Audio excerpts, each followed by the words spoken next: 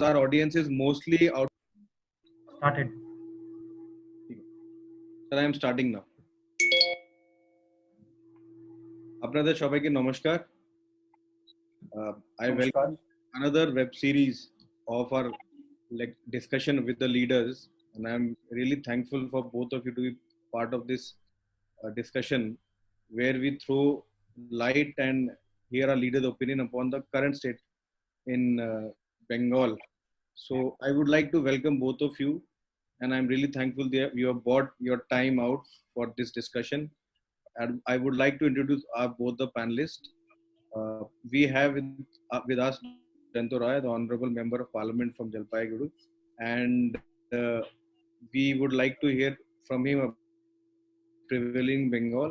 He himself is a medical practitioner, so we would like also him to give some lights upon various issues related to the COVID and the Bengal scenario. I would also like to welcome our founding. This I have sorry, I have to come back again. I'll start again. Sorry, আপনাদের আমি পরিচয় দিয়ে ফির আপনাকে বলছি অনির্বাণ স্যারকে please start the discussion. Keep it very informal, একদম যাতে ম্যাক্সিমাম আমরা শুনতে পারি ওনাকে। ঠিক আছে, done. I welcome you all in our continuation series of speaking with the leaders regarding current status in West Bengal.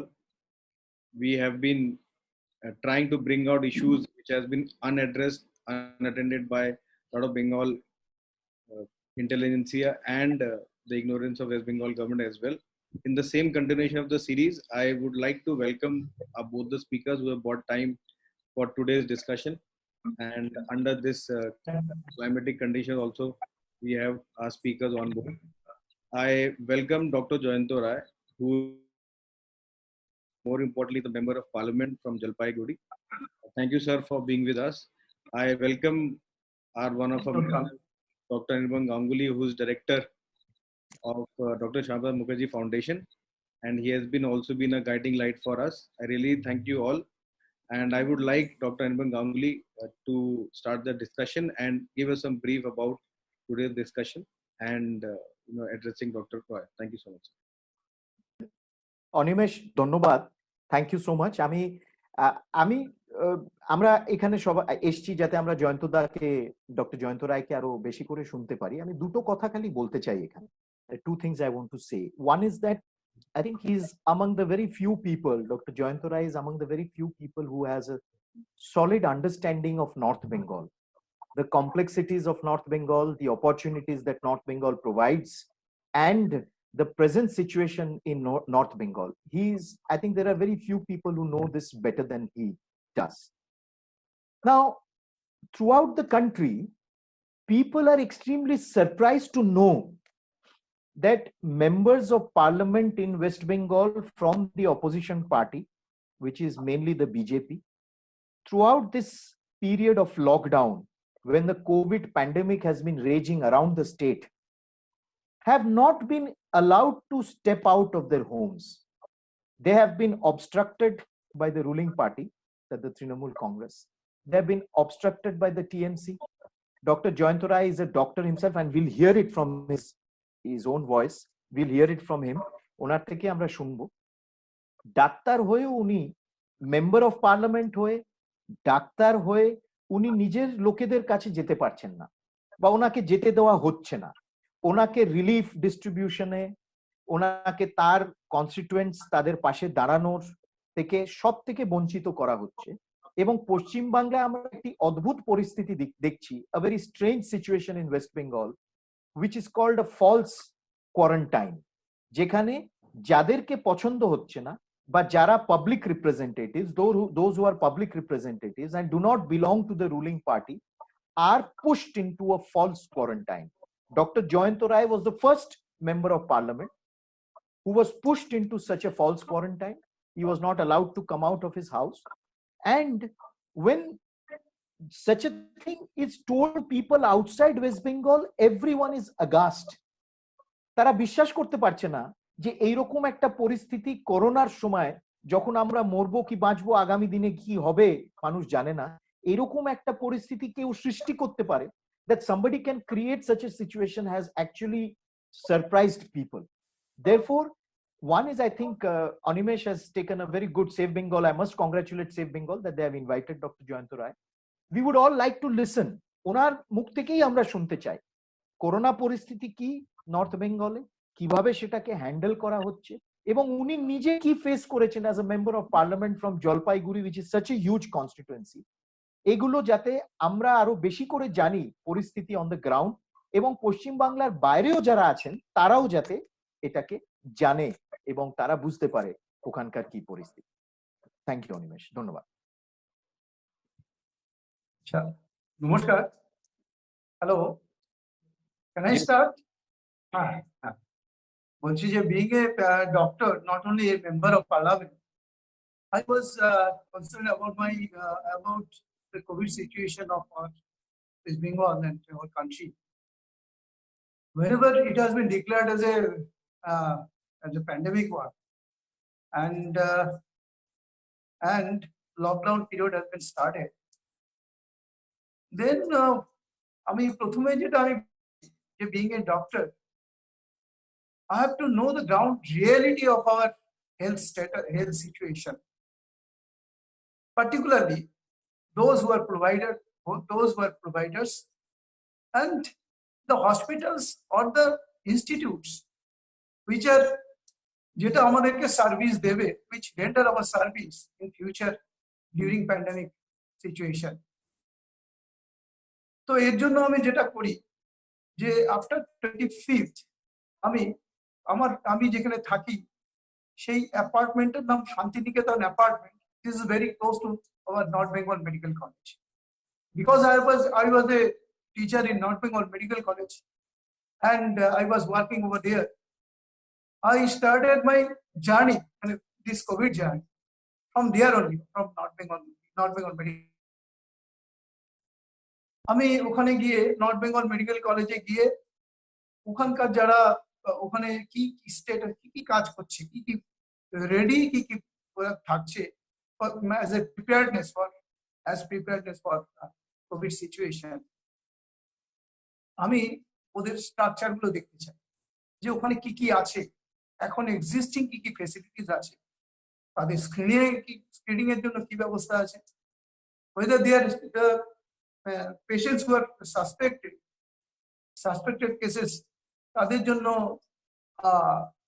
adequate testing এর facility আছে কিনা, তাদের স্ক্রিনিং এর ভালো ব্যবস্থা আছে কিনা, if once a patient is diagnosed then adequate treatment facility আছে কিনা, এবং moreover I was very concerned about the health of the health workers, health providers, because যদি তারা যদি কোনোভাবে কোভিড দিয়ে ইনফেক্টেড হয়ে যায়,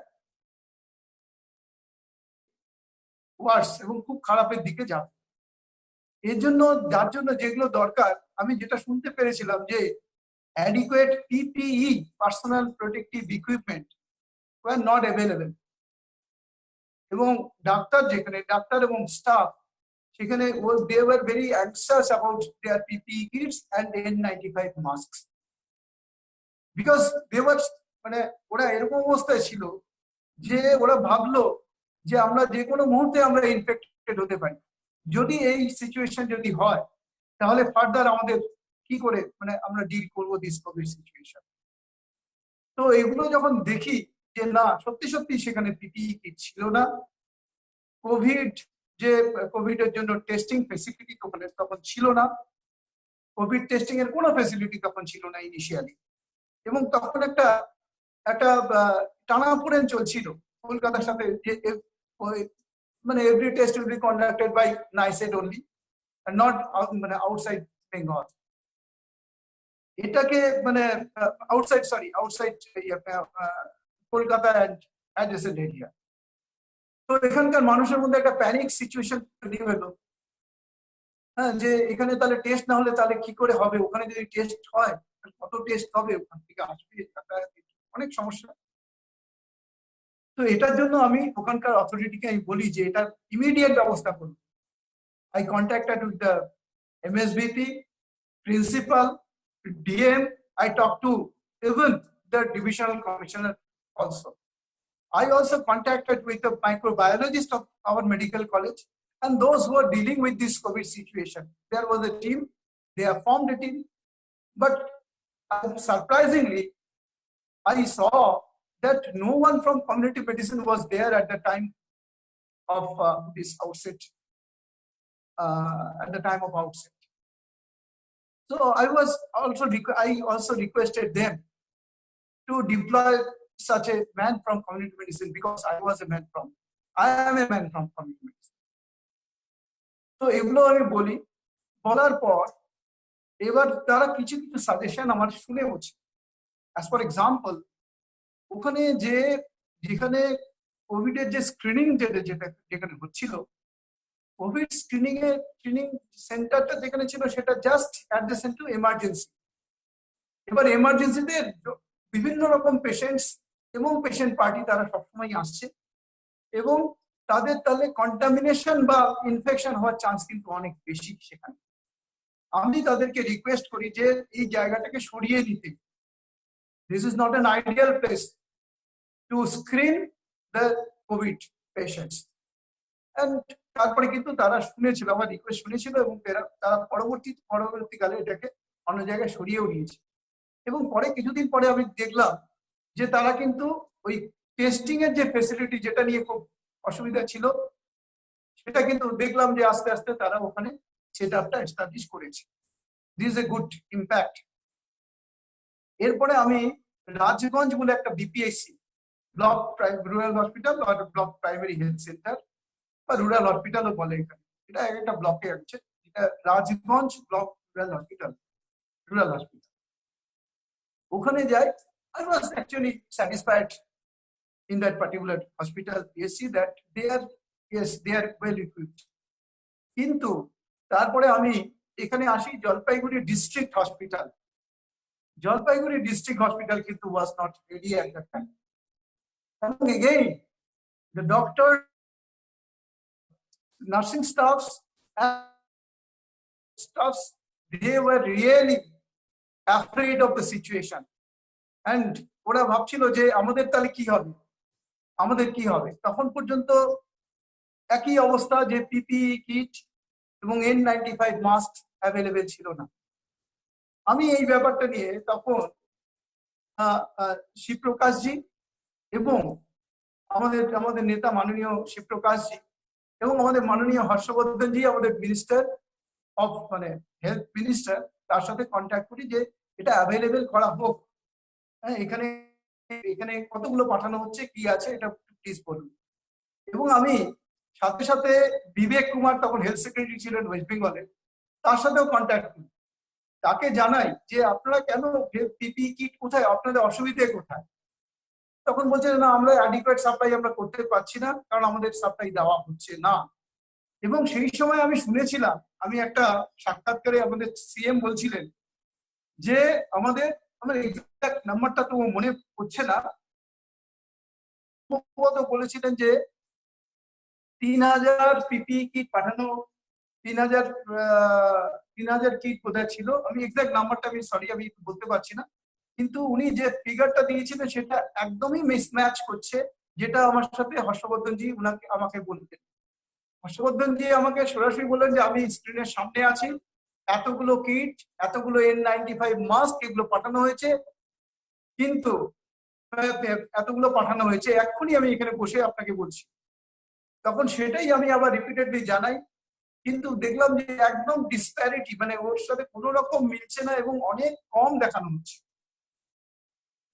এবং আরেকটা ব্যাপার নিয়ে আমরা তখন একটা অডিট ছিলাম, আমি পরে আসছি। তারপরে আমি চলে যাই এখানকার যে সিচুয়েশন, এখানে বলি যে এখানে আপনাদের কি প্রিপেয়ারনেস আর কি আছে। ওরা তখন বলছিল যে আমরা COVID-19 এর জন্য একটা সেট আপ, যেটা ট্রিটমেন্ট বা আইসোলেশন সেন্টার মতো আমরা করার পরিকল্পনা করছি। যাই হোক, সেটা নিয়ে অনেক টানাপোড়েনের পর একটা হয়েছে এবং সেটা আমি দেখে আমার খারাপ লাগেনি। কিন্তু যে সমস্যাটা ছিল, যেটা এখানে যে সমস্ত কোয়ারেন্টাইন সেন্টার আছে, তখন পর্যন্ত যে সমস্ত কোয়ারেন্টাইন সেন্টার যেখানে বাইরের লোকজনদেরকে বা যাদেরকে যাদেরকে আমি করছি সাসপেক্ট করছি যে হতে পারে, সেই সমস্ত লোকের রাখা কিন্তু পর্যাপ্ত ব্যবস্থা ছিল না। সেটা কি করছেন তখন ওরা করছি, যতটুকু পারছি আমরা করছি। তারপরেই আমি চলে যাই সেখান থেকে Dhupguri rural hospital, Maynaguri rural hospital, একটা পিএইচসি, একটা primary health centre, Saptibari primary health centre, then Banarhat বলে একটা পিএইচসি আছে সেখানে, এবং মালবাজার সুপার স্পেশালিটি হসপিটাল এবং মোদলাবাড়ি রুরাল হসপিটাল। সব জায়গায় একই কমপ্লেন, আর একই কমপ্লেন যে পিপিই কিট এবং N95 মাস্ক নেই এবং কোয়ারেন্টাইন সেন্টার গুলো এখনো ঠিকমতো এস্টাবলিশ করা হয়নি। এবং সেক্ষেত্রে আমি একটা জিনিস অবশ্য আমি সাথে সাথে একটা জিনিস করছিলাম যে দেখুন, যদি কোনো একটা প্যান্ডেমিক সিচুয়েশন বা যদি কোনো একটা ডিজাস্টার যদি হয়, তাহলে হেলথ সিস্টেম একটা ব্রেক হয়ে যাওয়ার সম্ভাবনা থাকে।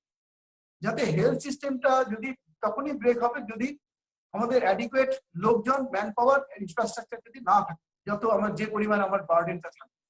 ন্যাচারালি আমি যেটা করি সেটা হচ্ছে এই সমস্ত হাসপাতালে গিয়ে আমি কিন্তু স্টাফ, ডাক্তার, নার্সিং স্টাফ তাদের সাথে কথা বলি এবং তাদেরকে মোরালি বুস্ট আপ করার চেষ্টা করি যে না, এটা আমাদের কিন্তু একটা লড়াই করার সিচুয়েশন, আমরা সবাই মিলে এখানে লড়বো, এখানে কিন্তু আমাদের জন্য নিজেরা ভয় পেলে চলবে না, আমাদেরকে এগিয়ে আসতে হবে এবং নিজেদেরকে প্রোটেক্টেড রেখে। যাই হোক, তো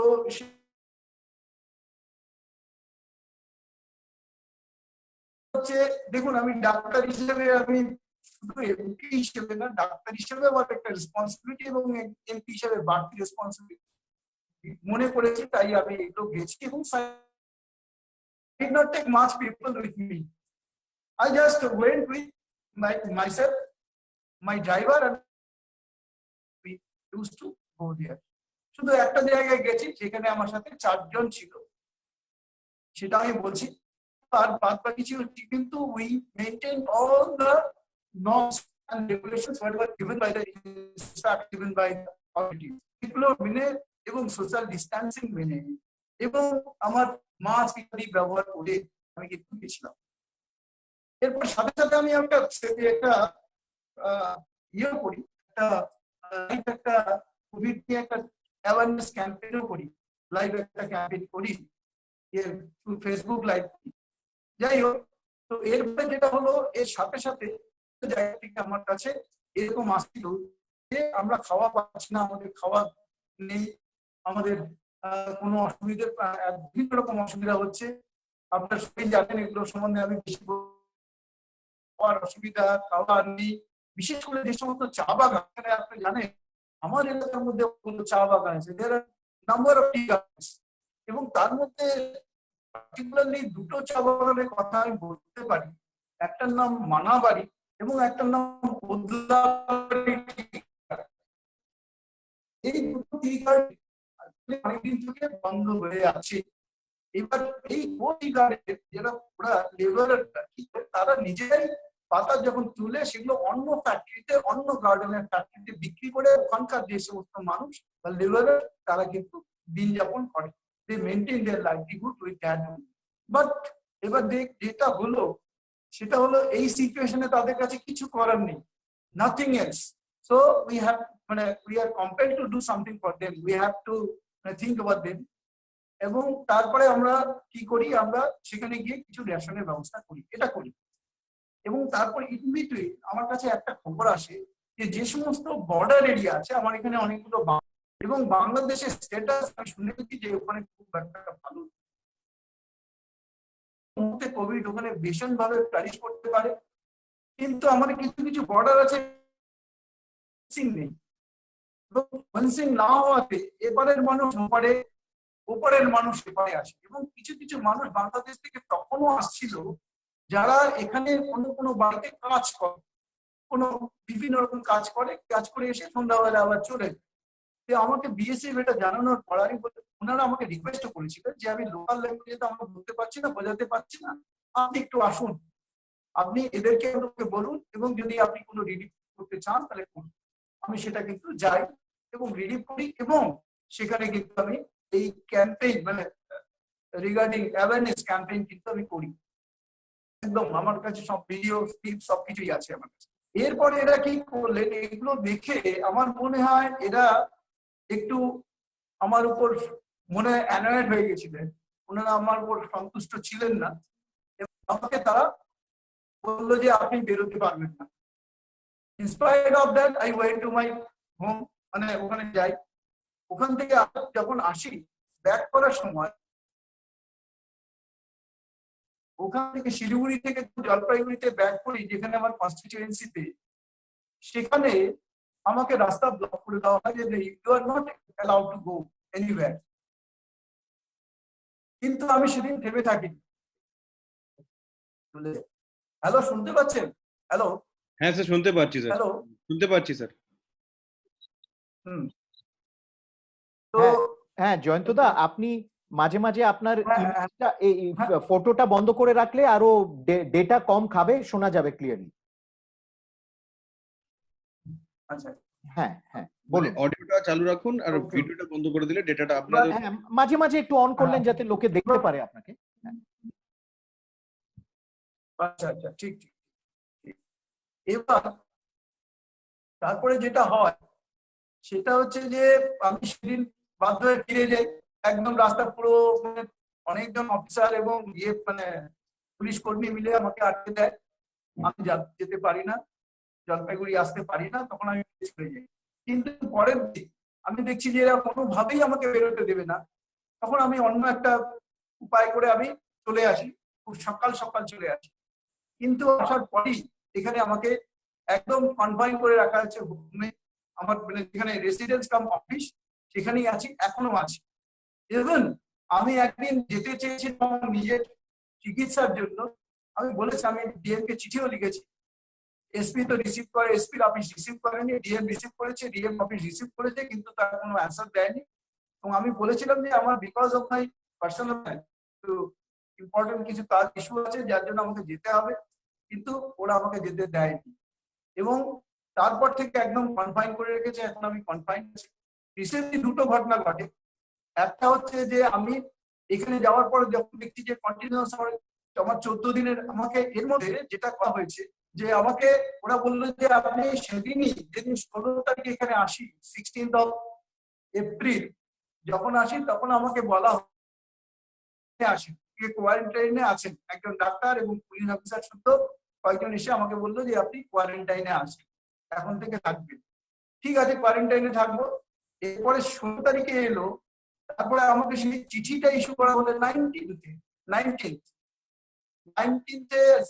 লেখা একটা চিঠি, এবং সেখানে লেখা আছে মানে হোম আইসোলেশন, টার্মটা হোম আইসোলেশন। বলে কেন? কারণ আপনি 10 তারিখ থেকে 16 তারিখ অব্দি পেরিয়েছেন আমার কনস্টিটিউয়েন্সি। ন্যাচারালি আমি বিভিন্ন রিলিফ ওয়ার্কের জন্য আমাকে যেতে হয়েছে, বিভিন্ন রকম সমস্যার জন্য যেতেই হয়েছে, কিন্তু ওরা বললো যে আপনি হোম কোয়ারেন্টাইনে থাকবেন, কিন্তু লিখে দিলেন হোম আইসোলেশন অন 19th দেওয়ার পরে এবার তারপর থেকে আমি ঘরে আছি। এবার আমাকে 30 তারিখে আমার কমপ্লিট হয়ে যাওয়ার কথা, কিন্তু ওরা আমাকে বললো যে আপনি 2 তারিখ অব্দি, আপনার 2 তারিখে শেষ হবে। ন্যাচারালি তারপরে আমি 3 তারিখে আমি বেরোনোর চেষ্টা করলাম অল্প অল্প করে। তখন রেশনে অনেক রকম দুর্নীতি হচ্ছিল, রেশনের পরিবার ঠিক মতো দেওয়া হচ্ছিল না, রেশন যেগুলো পাওয়া যাবে সেগুলো দেওয়া হচ্ছিল না, রেশনের চালের অনেক রকম ভ্যারাইটি হচ্ছে, এক একটা জায়গায় এক রকম অ্যামাউন্ট, তার মধ্যে কোয়ালিটির মধ্যে অনেক মানে তারতম্য। এগুলো কারণে মানুষ একদম বিতশ্রদ্ধ হয়ে যাচ্ছিল। মানুষ বারবার আমাকে বলছিল আপনি দেখুন, আপনি এমপি, আপনি কিসের জন্য আছেন? আমাকে অনেকে কথাও শুনতে হয়েছে যে আপনি কিছু করছেন না কেন। কিন্তু আমাকে সেদিন আমি ঘোরার পরে এবং রেশন দোকানে কয়েকটা যাওয়ার পরে আমাকে কিন্তু একটা পরে নোটিশও ইস্যু করা হলো যে আপনি কেন ওখানে গেছেন, সুতরাং 7 দিনের মধ্যে আপনি জবাব দিন।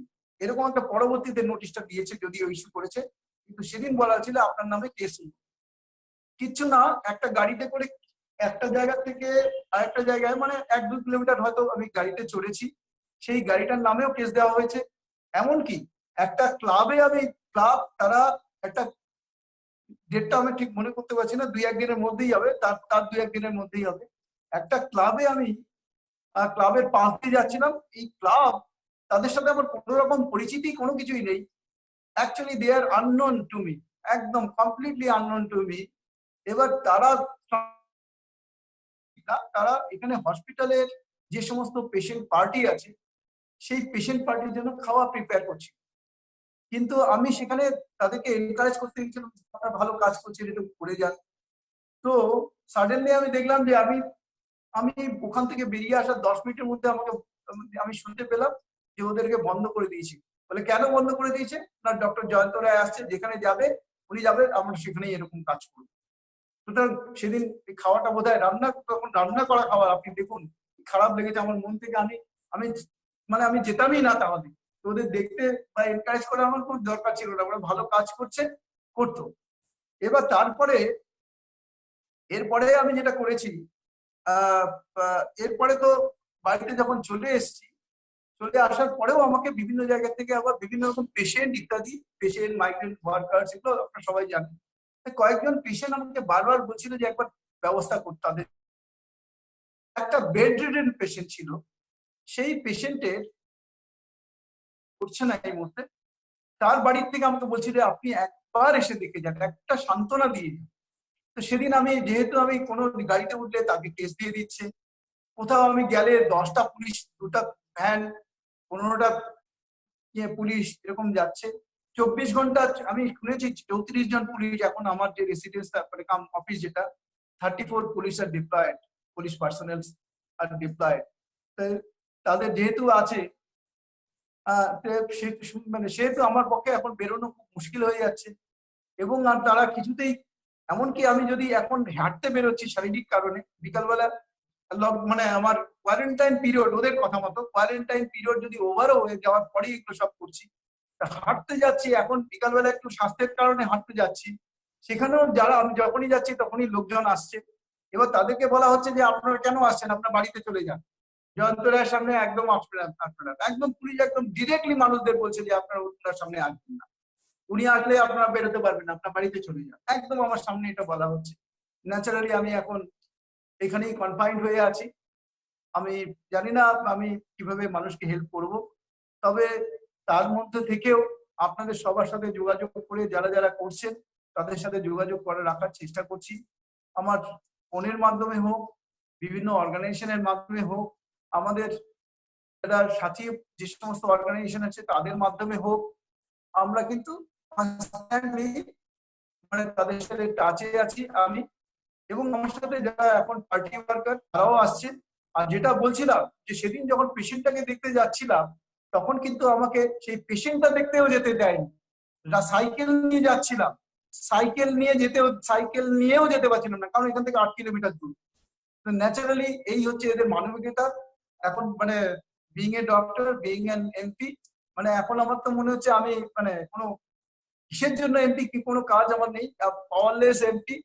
হ্যাঁ, আমাদের এখানে কোনো, আমাদের স্টেটে কোনো কি বলবো, ডেমোক্রেসি আমরা শুধু শুনি উনার মুখে। তো আমাদের সিএম এর মুখে ডেমোক্রেসি সবসময় শুনি, ফেডারেলিজম ইত্যাদি অনেক রকম শব্দ শুনি, কিন্তু যদি এখন ডেমোক্রেসির সব থেকে বেশি বিরোধী হয়, যদি অটোক্রেটিক যদি লিডার যদি কেউ ইন্ডিয়াতে যদি কেউ আছে, সেটা হচ্ছে Mamata Banerjee. I want to convey this message to everyone.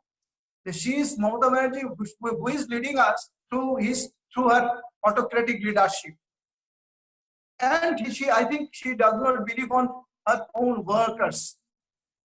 She does not have to his own, she does not have any faith on his own workers also. তাদের লোকগুলো, তাদের যেখানকার এমএলএ, আমি একদম ছবি দেখিয়ে আপনাদের বলতে পারি, তাদের এমএলএ, তাদের যারা মিনিস্টার, তারা একদম এখন ওপেনলি তারা বেরোচ্ছে এবং without maintaining social distancing they are active in their relief works. But we the MPs, John Barla, আমি, যেখানে নিশীথ প্রামাণিক, everyone is suffering from that particular point. আর একটা জিনিস বলি এখানে, এখন এটা হচ্ছে আমার রিগার্ডিং আমার এক্সপিরিয়েন্স টিল এখন পর্যন্ত আমি এই অবস্থায় আছি। আমাদের এখানে জেলা সভাপতিকেও অপমান করেছে, প্রত্যেকদিন কোনো না কোনো কর্মীকে 10, 12, 15 জন, কোনো ঠিক নেই, এইরকম কর্মীকে আমাদের প্রত্যেক দিনই অ্যারেস্ট করা হচ্ছে। আমাদের এখানে মিডিয়া যারা যারা মিডিয়া, যারা বিশেষ করে সোশ্যাল মিডিয়া যারা হ্যান্ডলিং করে, তারা এখনো একজন জেলে আছে, এরকম ভাবে তাদেরকে জেলে পাঠানো হচ্ছে। এটা হচ্ছে আমাদের এখানকার situation. Sir, this is shocking and surprising, and I really want to thank Dr. Ganguly to enable us for this discussion, because this is an eye opener for most of us. We only heard that you were confined, but the reality is totally beyond. It is inhuman in character and totally undemocratic. So, Joyantoda can be seen now. He can maybe put the video. Sir, Dr. Roy, can you come on video now? Yeah. There is some network issue, so I'll ask Dr. Ganguly to give him some his inputs and his thought, because as if now it looks like a total meltdown of democratic values in state of West Bengal. So can I have Dr. Ganguly's opinion on this, please?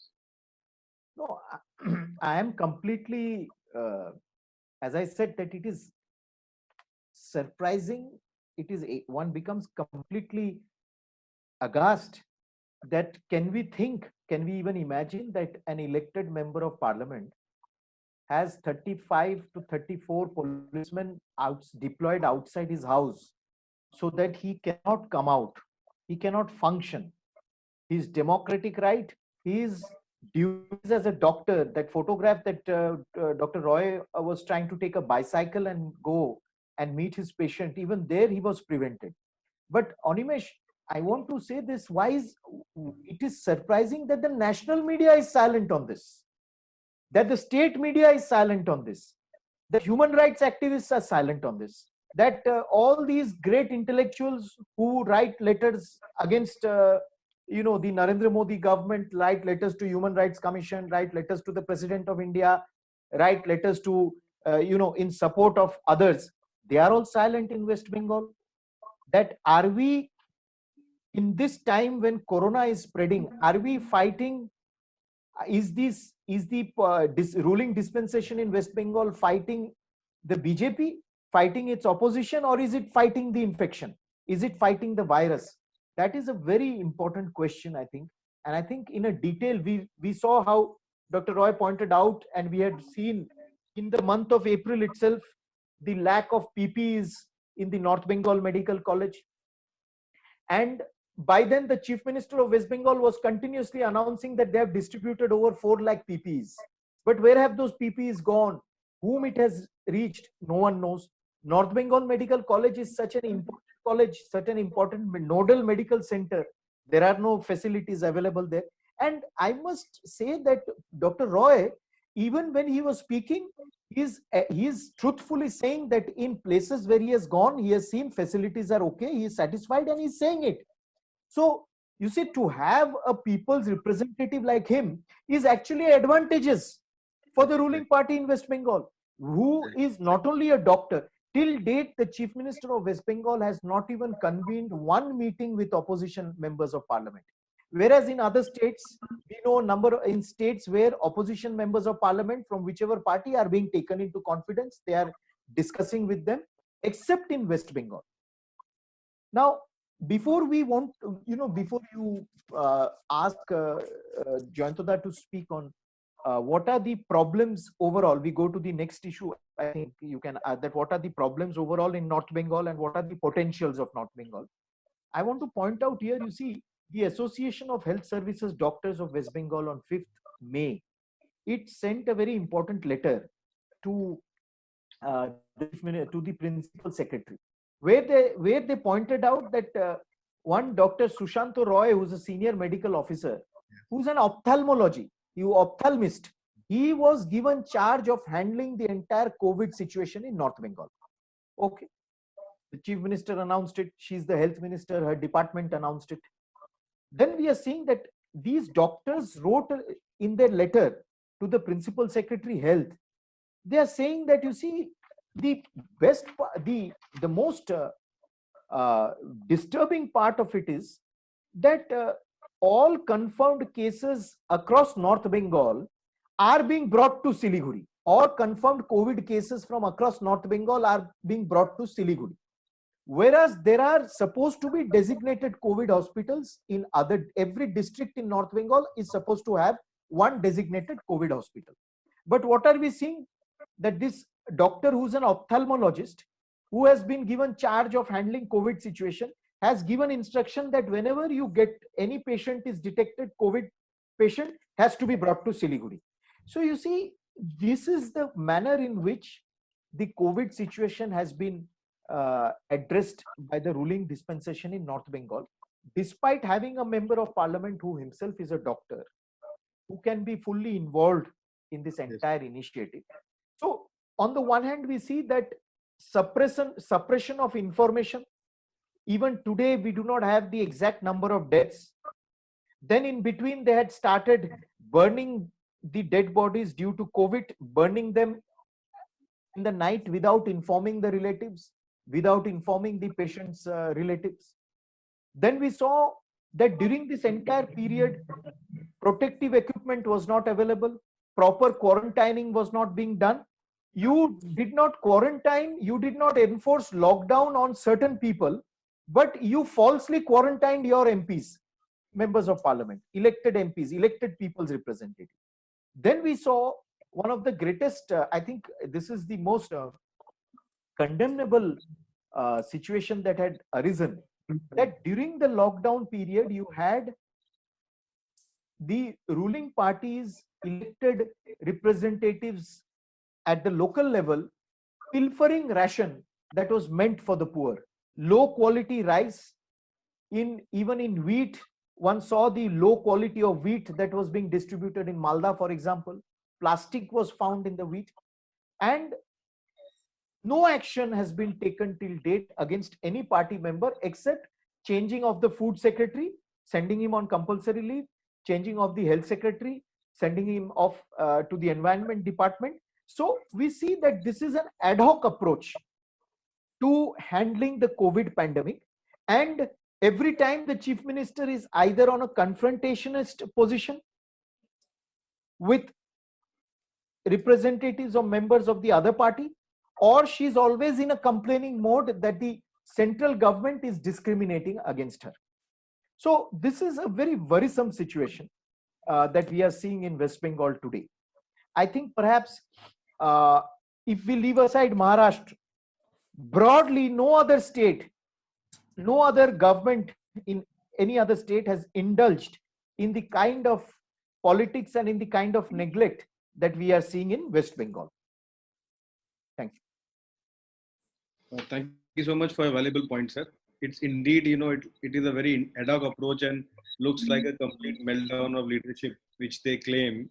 And, I wanted to bring a note to your notice that there was a letter from 15 NRI to raise the issue, and which was, derogatory taken by one of the member of parliament of TMC.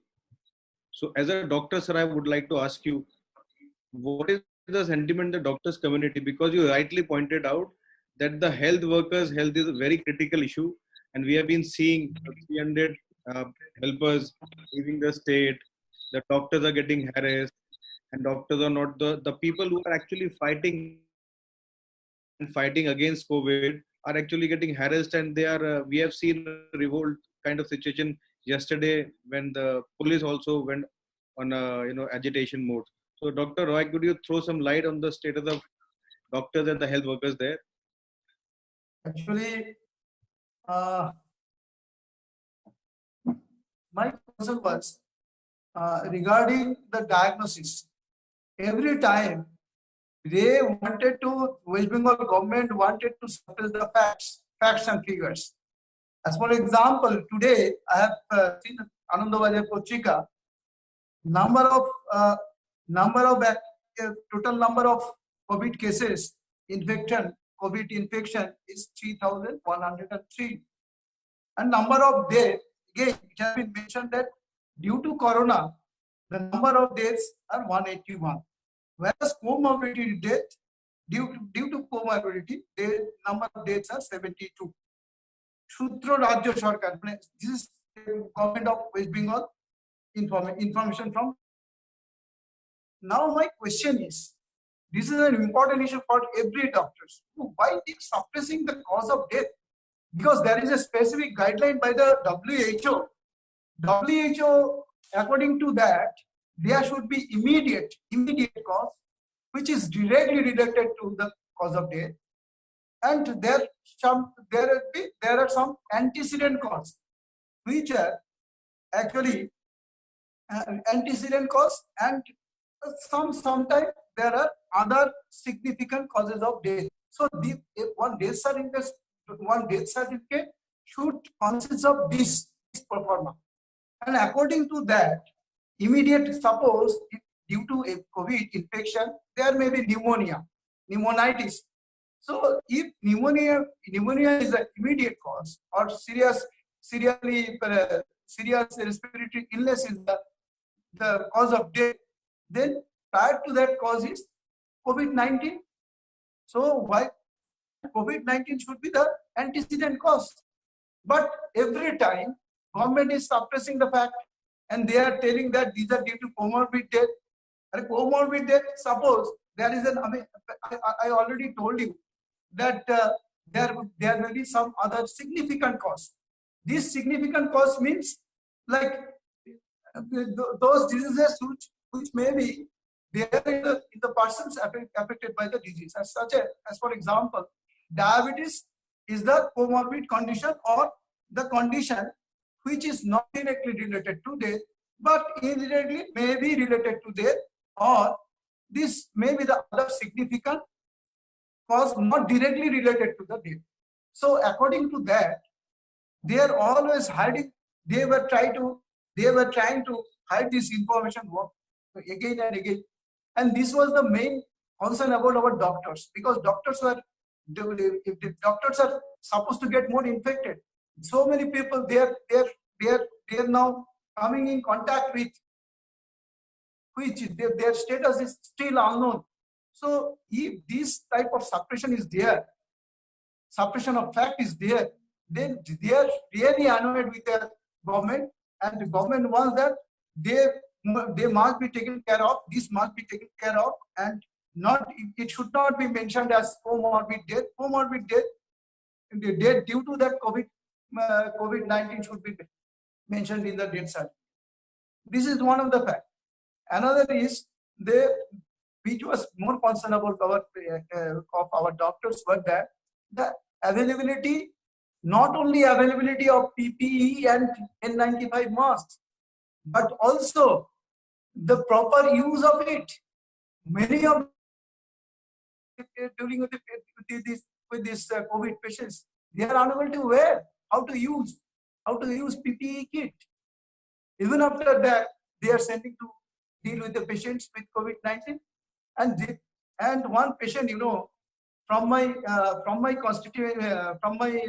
constituency, but in North Bengal Medical College, once nursing staff was there, who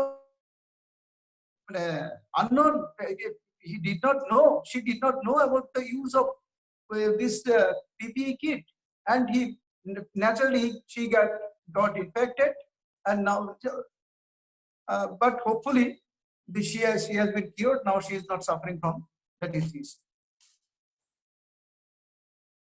And another concern is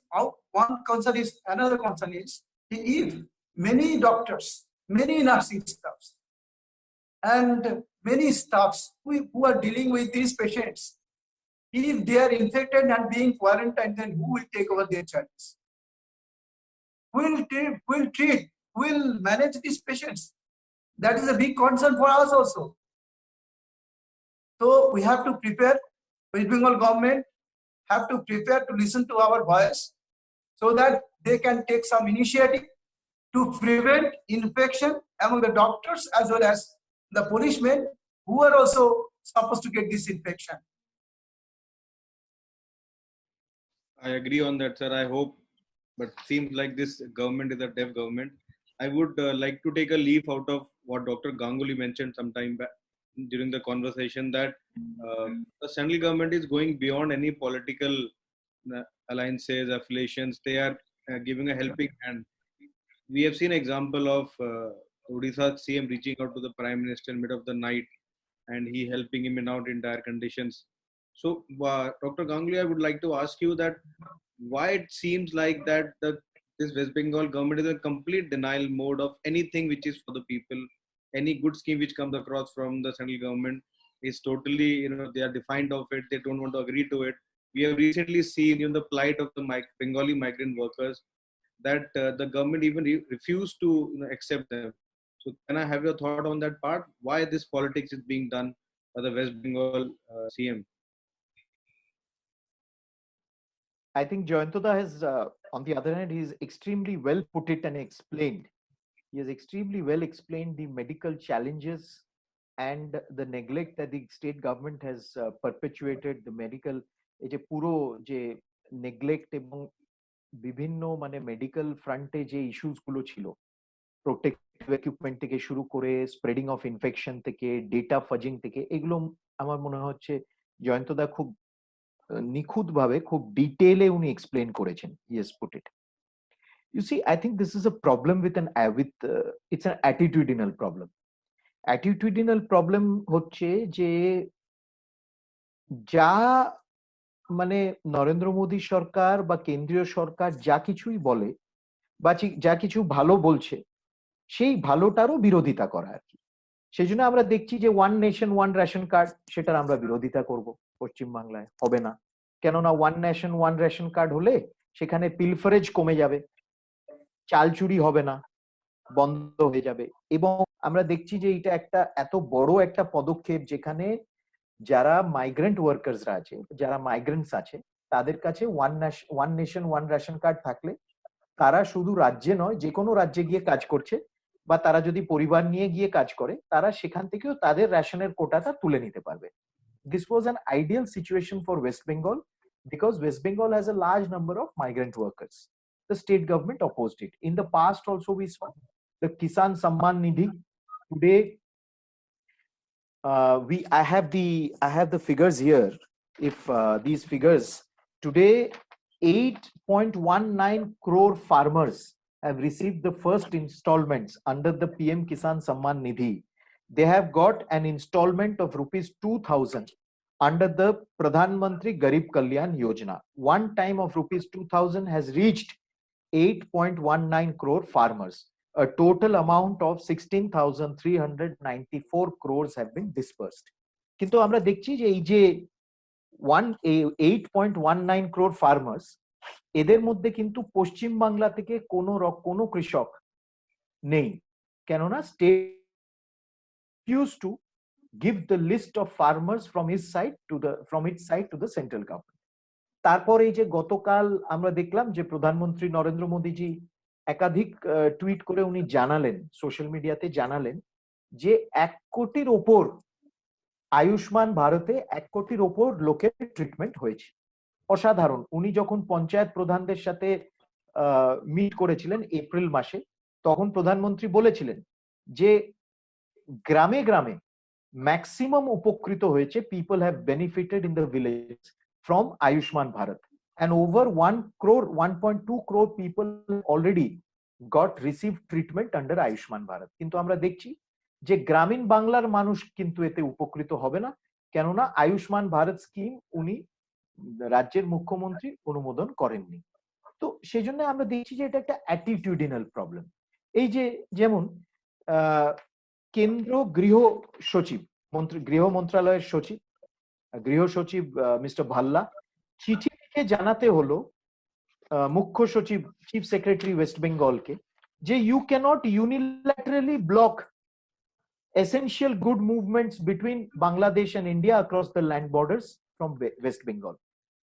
সারা দেশে মানে lockdown 3.0 যখন শুরু হলো, সেখানে বলা হলো যে essential good items এর movement as per our international treaty will start now from along the international border.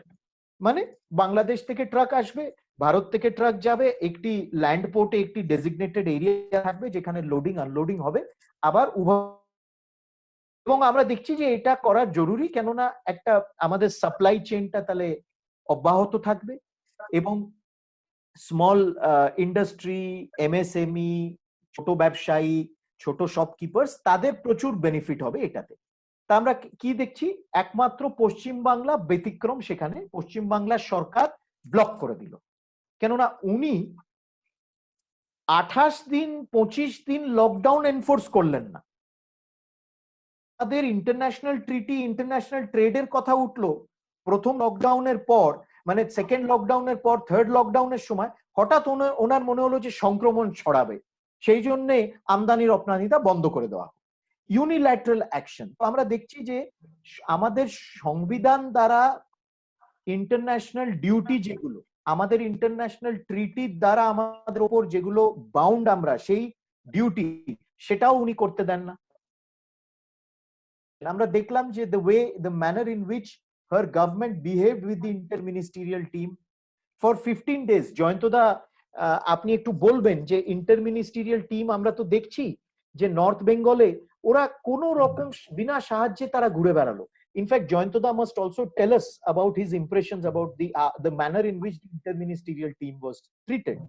কোন রাজ্যে কিন্তু আমরা দেখলাম, সে আহমেদাবাদেও গেছে, কথায় কথায় ওরা বলে না গুজরাতে কি হচ্ছে, ইন্টারমিনিস্ট্রিয়াল টিম সুরতেও গেছে, আহমেদাবাদে গেছে, রাজস্থান জয়পুরে গেছে, মধ্যপ্রদেশ গেছে, ইন্দোর গেছে, মহারাষ্ট্রে গেছে। কোন সরকার কিন্তু সে ব্যবহার করেনি এক্সেপ্ট পশ্চিমবাংলার সরকার। তো আমাদের নিজেদেরও বাঙালি হয়ে কিন্তু জাতীয় আমাদের অনেক প্রশ্নের সম্মুখীন হতে হবে, যে তোমাদের সরকার যেটা ওইখানে যে constitutional government, elected government, why is it behaving that it's a government which is functioning outside the union and the constitution of India? So I think জয়ন্তদা, আপনি ইন্টারমিনিস্ট্রিয়াল টিমের এই কথাটা আমার মনে পড়লো, আপনি প্লিজ একটু বলুন যে নর্থ বেঙ্গলে ওরা কিভাবে, how they were treated, how they were, what are the issues that they faced. I think it would be very interesting for our listeners. IMCT তো আপনারা শুনেছেন, এখানে একটা টিম এসেছিল যারা কালিম্পং, দার্জিলিং, জলপাইগুড়ি, এই তিনটে জায়গা মেনলি তারা দেখেছে। দেখতে গিয়ে যেটা সব থেকে অ্যাস্টনিশিং, মানে যেটা আমার কাছে মনে হচ্ছে, যে এরা প্রথমে এদেরকে দেওয়াই হয়, এদেরকে বেরোতেই দেওয়া হয়, দুদিন ঘরের মধ্যে কনফাইন ছিল ওরা, তারা প্রথমে বেরোতেই পারে। তারপর যখন বেরোতে পারলো তখন তো তাদের সাথে বিভিন্ন রকম মানে কোঅপারেশন, যত রকম নন কোঅপারেশন হয় তত রকমই করা হয়েছে। যদিও পরবর্তীতে কিছুটা চেঞ্জ হয়েছিল তাদের, কিন্তু ইনিশিয়ালি তারা কিন্তু মানে সব জায়গায় ঠিক মতো যেতে পারে। এবং তারা আরেকটা জিনিস, যে পুলিশ গার্ড অনেক জায়গায় আপনারা দেখেছেন, ইন্টারমিনিস্ট্রিয়াল টিম, যে কোভিড টিম যেটা ছিল আইএমসিটি, এই টিমটাকে কিন্তু কোনো পুলিশ পার্সোনাল তাকে প্রোটেকশন দেয়নি। নিতে হয়েছে কাদের? নিতে সিকিউরিটি ফোর্স বা সিআইএসএফ। এরা তো আমাদের ভালো করার জন্য এসছে, এরা তো আমাদের দেখিয়ে দেওয়ার জন্য এসছে, এবং আমাদের কোন জায়গাটায় ঘাটতিগুলো কিভাবে পূরণ করতে পারি সেখানে বলেছে। আমাদের এখানে এসে এরকম খারাপগুলো দেখানোর জন্য এসছে তা তো না। এখানে এসে আমি তো নিজেই জানি, যেখানে একটা স্টেটমেন্ট ওনারা দিয়েছে, জলপাইগুড়ির কোভিড হাসপাতাল দিয়ে ওনারা স্যাটিসফাইড, কিন্তু ওরা সাইমালটেনিয়াসলি ওরা বলেছিল যে এখানে যে দিনবাজার বলে একটা জায়গা আছে জলপাইগুড়ির যে টাউনের মধ্যে দিনবাজার, লকডাউন পিরিয়ডে এত পরিমাণের লোক এখানে ঘোরাঘুরি করছে, কোথায়? পুলিশ তো কোনো অ্যাকশন নিচ্ছে না। ঠিক আছে, সুতরাং কোভিড স্প্রেড হওয়ার যথেষ্ট চান্স আছে। সেক্ষেত্রে তারা কিন্তু এটা মেনশন করে গেছে যে এখানে কিন্তু বিভিন্ন জায়গায় কিছু কিছু জায়গা আছে, যেমন আমারই কনস্টিটিউয়েন্সিতে শিলিগুড়ি, এটা সেখানে শিলিগুড়িতে ওখানেও কয়েকটা মার্কেট আছে যেগুলোতে এখন মানে সবসময় মানুষ শিলিগুড়িতে বন্ধ আছে, কিন্তু ন্যাচারালি তাহলে কি হলো, লকডাউন মারা কি হলো? সেখানে কোনো পুলিশ নেই, কোনো ডিপ্লয়মেন্ট নেই। আমি নিজে পুলিশকে ফোন করে বলেছিলাম যে কি ব্যাপার, ওখানে কেন লোকের ঘোরাঘুরি কেন এত বেশি? আমাকে ওখান থেকে কমপ্লেন করছিল মানুষ, আমাদের বিশেষ করে আমাদের বিজেপি কর্মী যারা আছে তারা আমাকে বলেছে, দাদা দেখুন এখানে দেখুন এখানে সবসময় পুলিশ আসছে। আমি পুলিশের যারা অফিসার আছে তাদেরকে বললাম, কোথায় আপনাদের কিন্তু কিছুই মানা হচ্ছে না। অথচ তারা আমাদের সময় মানে কনসার্ন না, তাদের কনসার্ন হচ্ছে আমাদের কি করে আমাদের কনফাইন করে রাখা, আমরা যাতে বেরোতে না পারি, আমরা যাতে পেশেন্টের ট্রিটমেন্ট না।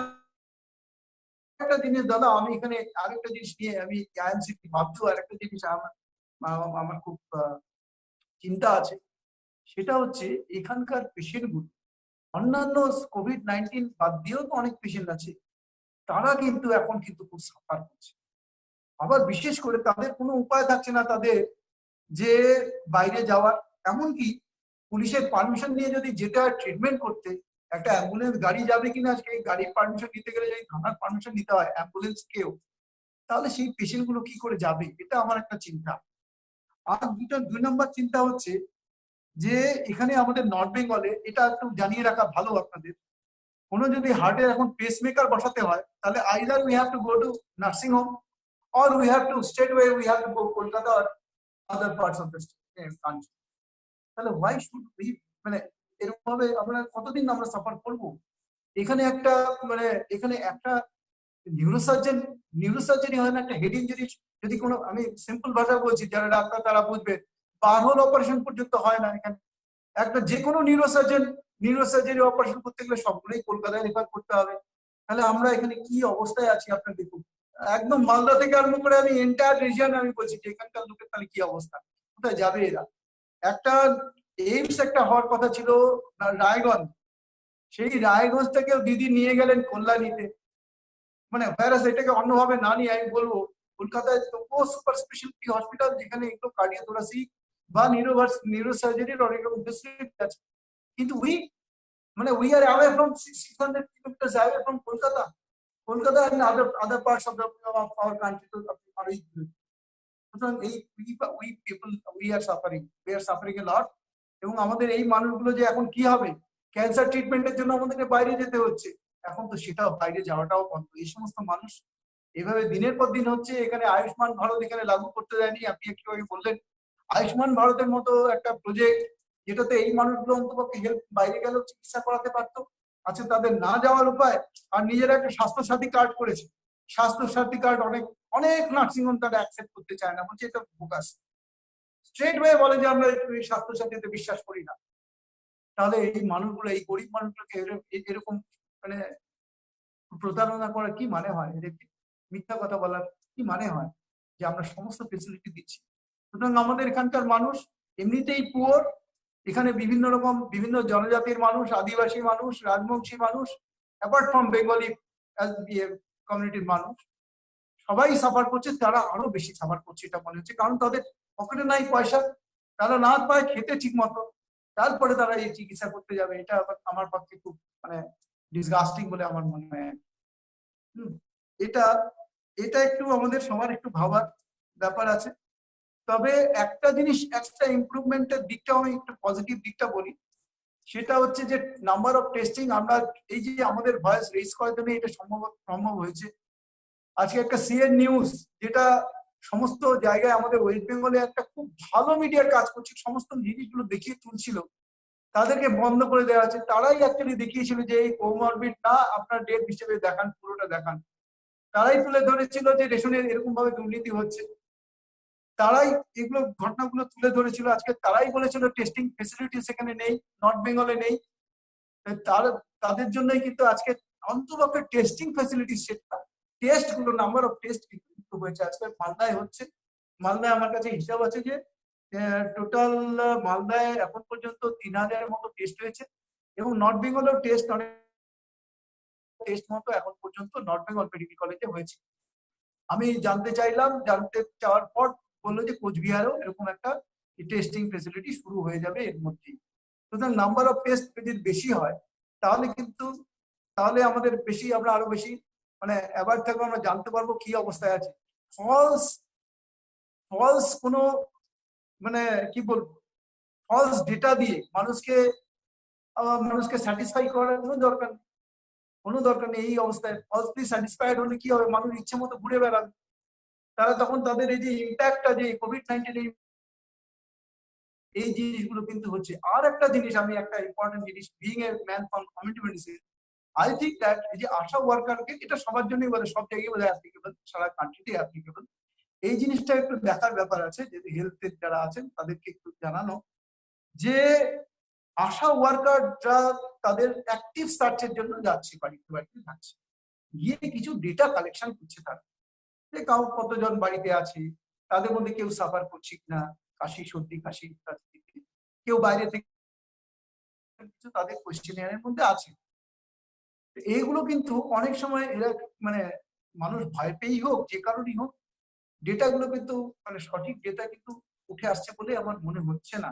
এই জায়গাটা আমার একটু কনফিউশন আছে যে এইটাকে যাতে কিভাবে একটু ঠিকঠাক করা যায়।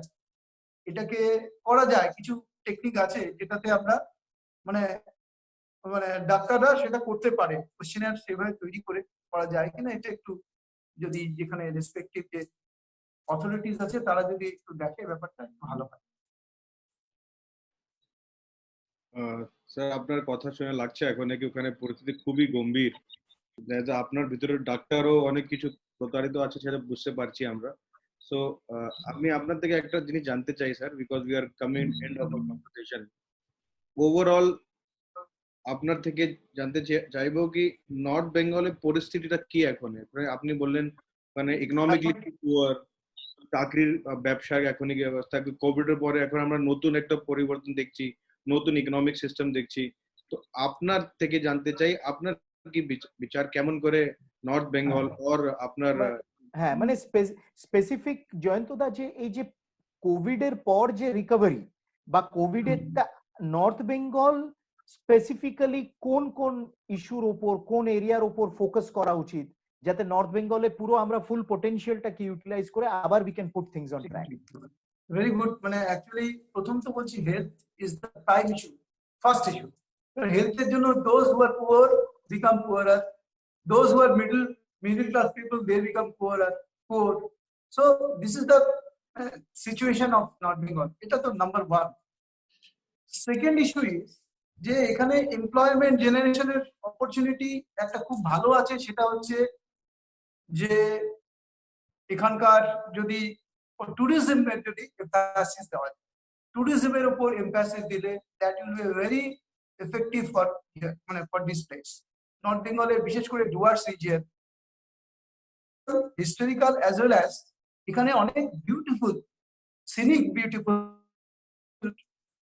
সুন্দর সুন্দর জায়গা আছে, বিউটিফুল স্পটস আছে যেগুলো মানুষ কিন্তু ভালোবাসবে দেখতে, ইনক্লুডিং অনেক ফরেস্ট আছে, অনেক পাহাড় আছে, এরকম বিভিন্ন সুন্দর সুন্দর নদী এবং পর্যটনের জন্য একদম আইডিয়াল প্লেস। এটা আপনাদের সবাই জানে। এমনকি if somebody comes to tea garden also, the beauty of tea garden is also important. Those who once they come to these places, no, and they will experience this place. They এরকম এখানকার যে temperature, এখানকার যে মানে মানুষ তাদের যে বিভিন্ন রকম কালচার, এগুলোকে যদি কালচার এবং ট্যুরিজমের মধ্যে যদি এমফাসিস দেওয়া যায়, এটা একটা ভালো একটা ইম্পর্টেন্ট ইম্প্যাক্ট ফেলবে বলে আশা করা যায়, এবং জব এমপ্লয়মেন্ট অপরচুনিটিও তাতে বাড়বে।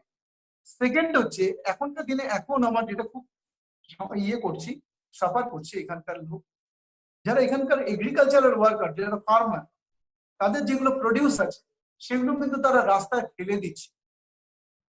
খুব মানে সরি টু সে, লঙ্কা বাজারে কৃষকরা ফেলে দিচ্ছে, ফেলে দিয়ে চলে যাচ্ছে। টমেটো, লঙ্কা 2 টাকা কেজি, ক্যান ইউ ইমাজিন? 2 টাকা লঙ্কা কেজি। কালকে আমি পরশুদিন বাঁধাকপি নিয়ে এসেছিল 2 টাকা কেজি বাঁধাকপি। তাহলে যারা এরকম এর জন্য এগ্রিকালচারাল বেসড যদি কোনো ইন্ডাস্ট্রি করা যায়, বিশেষ করে যদি অ্যাগ্রো বেসড ইন্ডাস্ট্রি এবং তারপর যেগুলো ওই কোল্ড স্টোরেজ এরকম যদি কিছু করা যায়, যেগুলো কিন্তু এখানে একটা ভালো হিউজ ইম্প্যাক্ট করবে, এখানকার কৃষিজীবী যারা তারা কিন্তু উপকৃত হবে বলে আশা করছি। তো এই দুটো জায়গাটা অবশ্যই এমফাসিস দিতে হবে।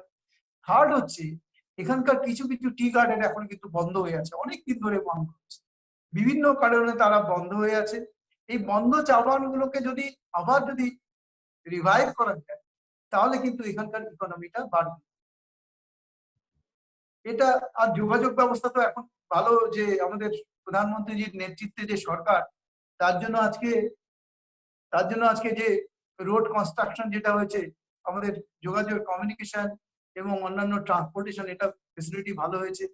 এখানে যদি এয়ারপোর্ট আরো কিছু করা যেত, কারণ এয়ারপোর্টের যে বাগডোগরা এয়ারপোর্ট, এটা ক্যাটার করছে বিহারের একটা পার্ট, বেঙ্গল, এবং এটা আবার রাত্রেবেলা কোনো ফ্লাইট চলে না, এবং এটা আবার আর্মি। সুতরাং একটা সেপারেট একটা যদি এয়ারপোর্ট যদি একটাকে মানে করা যেত, তাহলে সেটাও কিন্তু, এখন তো গভর্নমেন্টের 100 এয়ারপোর্টস এর একটা করার কথা। আমি অলরেডি প্রপোজাল দিয়েছি মিনিস্ট্রিতে, সেটা বলেছি যে এখানে আমবাড়ি ফালাকাটা বলে একটা জায়গা আছে, সেখানে একটা এক্সিস্টিং অলরেডি এয়ারপোর্ট আছে, যেটা এখন অ্যাবান্ডন্ড হয়ে আছে। এটাকে যদি করা যায়, তাহলে এখানে নর্থ বেঙ্গলের কিন্তু অনেক মানে এয়ারপোর্ট যে মানে এয়ার যে আর কি ট্রান্সপোর্টেশন, সেটা কিন্তু ইমপ্রুভ হবে, এবং অ্যাজ এ হোল এই কাজগুলো করলে কিন্তু আমাদের নর্থ বেঙ্গলের কিন্তু। Thank you, sir.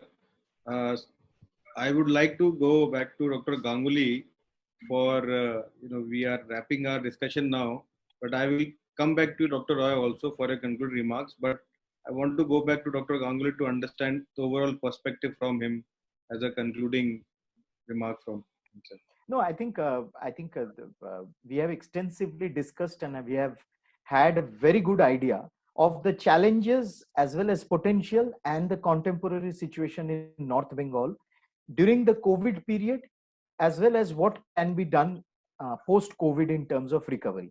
I think we realize that North Bengal is an extremely crucial region of West Bengal. It has huge potential. It's an extremely rich in terms of resources, in terms of cultural variety. It's extremely rich.